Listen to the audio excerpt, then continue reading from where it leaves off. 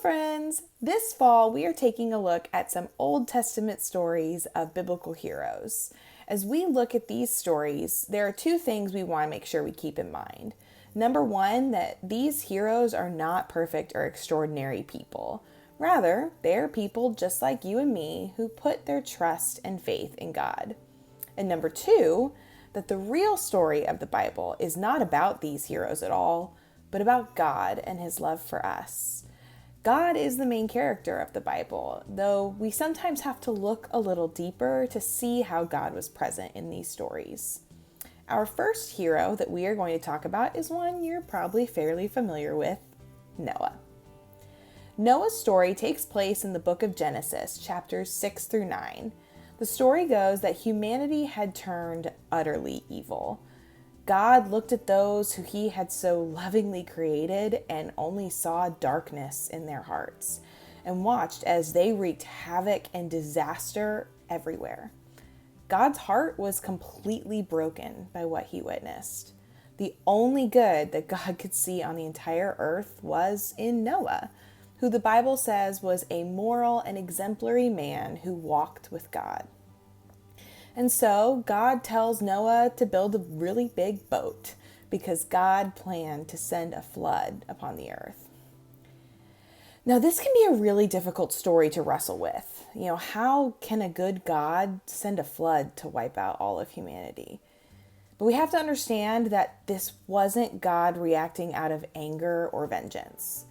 God was grieving over how wicked His beloved children had become, and knew that the further they went into their sinfulness, that the further they'd be taken away from Him and the life He wanted for them. So God sends the flood not to punish people, but to prevent the misery and darkness that God knew they would bring upon themselves and upon the world. And so Noah, at the ripe old age of 600, builds an ark and loads up his family and 2 of every animal. The rains came for 40 days and 40 nights, and then the waters remained for months after that. Finally, when the water receded, and after being on that boat with all of those animals for all that time, I'm sure Noah and his family were thrilled to disembark. God then establishes a covenant or a promise with Noah that God will never flood the earth again. And as a sign of that promise, God places a rainbow in the sky to serve as a reminder of this covenant every time it rains. All is well, and Noah's family begins to establish their new life until it all falls apart again. It doesn't take long for this righteous family that God intentionally saved ends up inviting the exact same evil back into the world that God was trying to wipe out.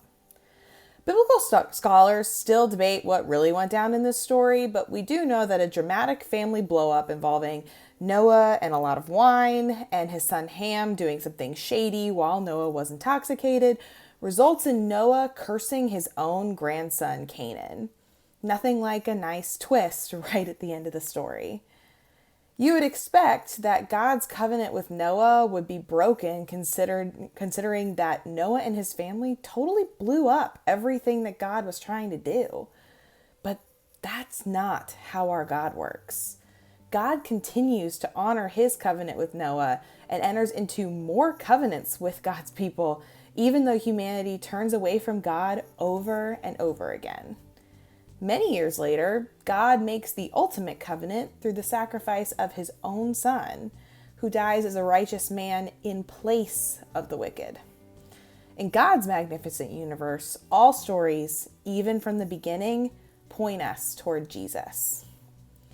Noah was faithful and trusted in God, but he was also still human. Even when we do our best to follow God, we're going to mess up and fall short sometimes. But the amazing thing about God is that no matter our failures, God is always faithful and never goes back on His promises. Bye, friends.